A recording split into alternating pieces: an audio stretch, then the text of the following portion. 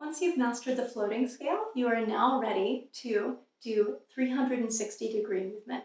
360 degrees means the whole realm of this entire circle that your body can move in, and we're going to explore every available direction.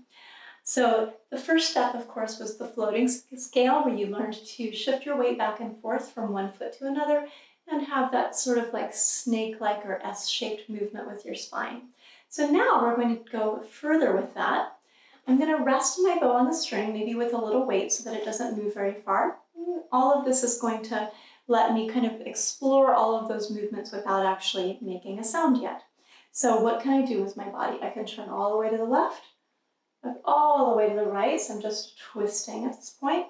I can go all the way down to the left. I can also turn to the right and then go all the way down and back up. The other thing I can do is sort of a figure 8 shape. So I'm going down this way and across and up that way. And I can also do that in the reverse. Put all of those together, and I can also go a little extra high on that left side. Put all of those together, and I can kind of just freely mix up all of those movements together. And as I practice that, I'm going to do 8 bows per note, and that gives me lots of time to not have to think about that next note while I consider which direction my body's going to move. So here's what that's going to sound like.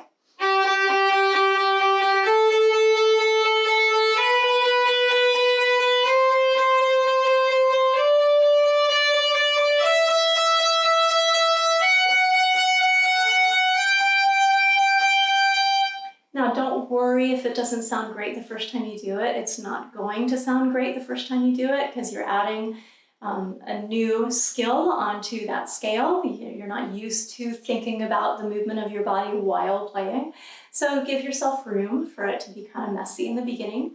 Now, when I actually go to play a piece, I'm probably rarely going to use that full, huge range of movement. There's certainly advanced literature that's really dynamic and expressive where I would use that full range of movement, but on something that you're playing right now, you're probably likely to use a more moderate amount of that. So here's just a tiny snippet of Rising of the Moon to show you how that might look in an actual piece that you're playing.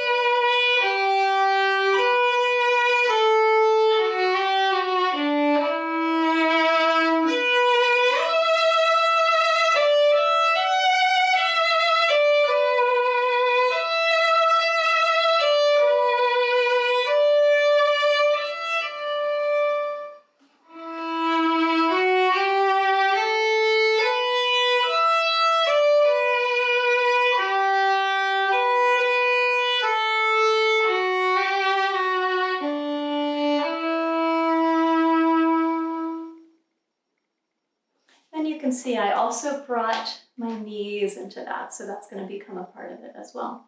So that is 360-degree movement, that's the exercise, and then when you incorporate it into an actual piece, that's called expressive movement. And you're not going to necessarily decide in advance every movement that you're going to make. You're going to really let the feeling of the piece kind of communicate directly through your body and go with what feels right.